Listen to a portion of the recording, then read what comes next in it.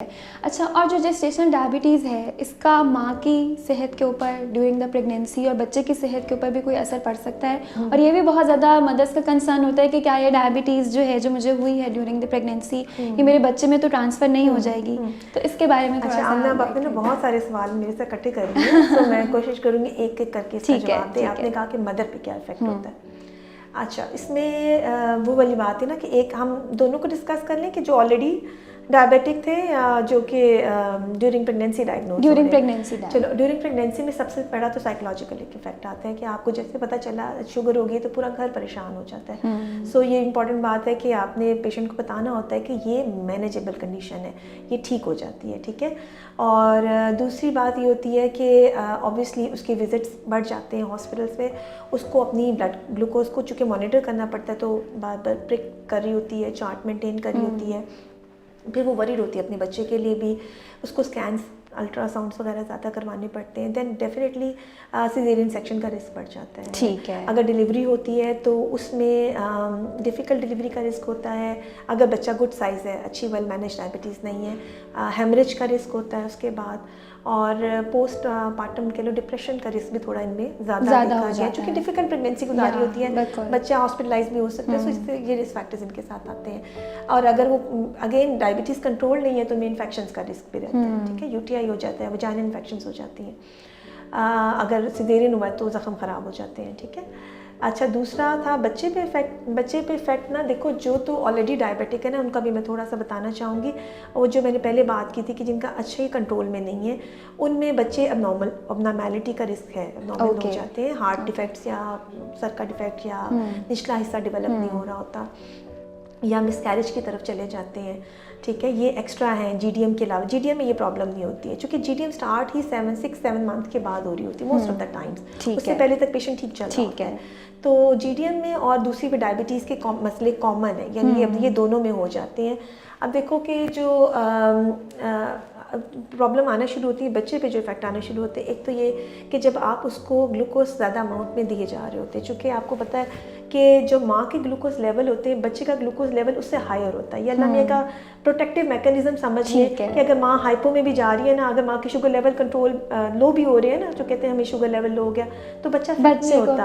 हाँ, तो ये अल्लाह का निज़ाम है। लेकिन उसका जब शुगर हो जाती है तो अगर माँ के लेवल 160, 170, 180, इवन 200 भी जा रहे हैं, माँ को कुछ नहीं हो रहा, क्योंकि बहुत टाइम लगता है डैमेज होने में। एक एडल्ट में जब शुगर होती है तो ये नहीं होता कि दिनों में उसमें कोई प्रॉब्लम आ जाएगी, ठीक है। अब ऑर्गन्स को डैमेज करने में बहुत टाइम लगता है। लेकिन वही अगर एक बच्चे के लेवल ज़्यादा जा रहे हैं तो वो बहुत जल्दी इफेक्ट हो जाता है। तो हमें ये बात रियलाइज़ करने की ज़रूरत होती है कि जब हम बहुत ज़्यादा स्ट्रेस दे रहे होते हैं, लोगों को कभी डांट भी रहे होते हैं कि हमें ये वाले शुगर लेवल्स चाहिए, तो उसका रीज़न मदर नहीं होती, उसका रीज़न बेबी होता है, क्योंकि बच्चे के ऑर्गन्स डेवलप हो रहे थे, वेरी सेंसिटिव।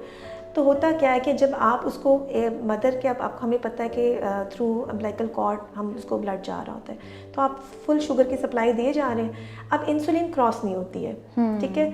अब जब इंसुलिन क्रॉस नहीं होती तो बच्चा अपनी इंसुलिन बनाई जाता है। अब इंसुलिन ना एनाबॉलिक हार्मोन है, इस लाइक समझ लो आम ज़बान में ग्रोथ हार्मोन है। सो वो आपके क्या करता है, वो सारी बॉडी का फैट बढ़ाना शुरू कर देता है, बॉडी का साइज़ बड़ा करना शुरू कर देता है, ठीक है। लेकिन एक्चुअली वो साइज़ में बड़ा बच्चा होता है, बट वो बच्चा हेल्दी नहीं होता। आप समझ लें कि उसके ऑर्गन्स अच्छे डेवलप नहीं होते, ना तो उसका लिवर काम करता है सही तरीके से, ना उसका जो फेफड़े होते हैं, लंग्स डेवलप नहीं होते। तो हालांकि 4 kg का बेबी डेवलप होता है, डिलीवर होता है, बट उसके लंग्स नहीं काम कर रहे होते, ठीक है। तो वो जो शुगर लेवल होता है ना, उसको मैच्योर नहीं होने दे रहा होता, और वो गलत जगह पे फैट को डिपॉजिट करता है, जैसे कि यहाँ पर कंधों पे डिपॉजिट कर देता है। उससे क्या होता है कि डिलीवरी के वक्त हेड डिलीवर हो जाता है, पीछे से बच्चा फंस जाता है। ये बड़ी सीरियस कंडीशन होती है जिसे शोल्डर डिस्टोशिया कहते हैं, और इसमें बच्चे की में ऑक्सीजन की कमी के अलावा इवन बच्चे की डेथ हो सकती है, यहाँ पे इंजरीज आ सकती हैं।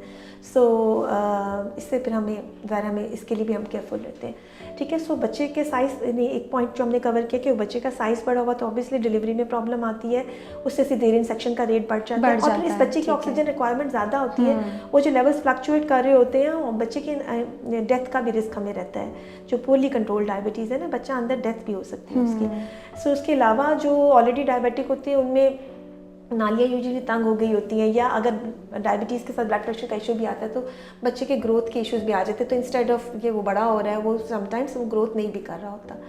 अच्छा, दूसरा जो अहम मसला इसमें आता है वो आता है पानी का।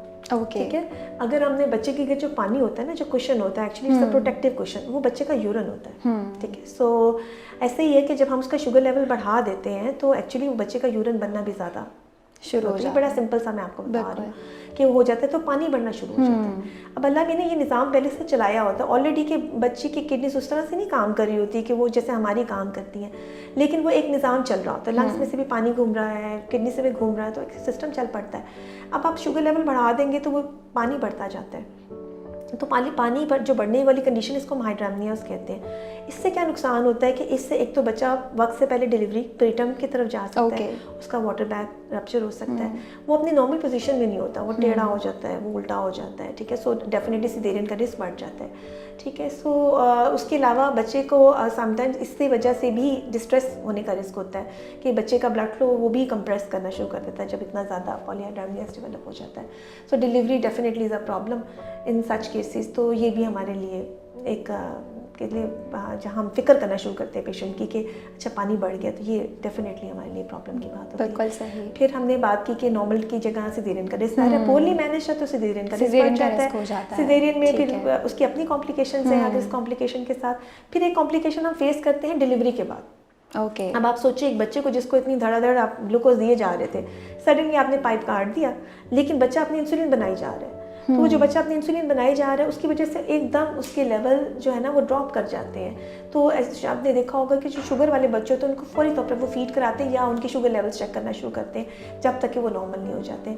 इसके अलावा इनमें जॉन्डिस ज़्यादा होता है, वो उसकी वही रीज़न वही है कि उनमें RBC मतलब रेड सेल्स उनके ज़्यादा होते हैं, उनका लिवर मेच्योर नहीं होता है, तो इस रीज़न की वजह से जॉन्डिस का रिस्क या उनमें कोई इंजरीज हो जाती है तो जॉन्डिस का रिस्क बढ़ जाता है। फिर उनमें ये एडमिशन लंबे तौर पे ज़्यादा हो जाते हैं। सो कॉम्प्लिकेशन तो बेशुमार है अगर आपने मैनेज नहीं